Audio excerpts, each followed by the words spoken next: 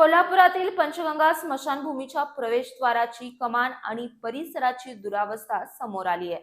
स्मशानभूमीसारख्या संवेदनशील आणि महत्त्वाच्या ठिकाणी स्वच्छता, देखभाल आणि सुरक्षिततेची व्यवस्था असणं गरजेचं असताना प्रशासनाच्या दुर्लक्षामुळे नागरिकांमध्ये नाराजी व्यक्त होताना दिसतेय। कोल्हापुरातील पंचगंगा स्मशानभूमीच्या प्रवेशद्वाराची कमान सध्या दुरावस्थेत आहे। प्रवेशद्वाराची झालेली अवस्था आणि परिसरातील अस्वच्छता यामुळे नागरिकांमधून नाराजी व्यक्त केली जाते।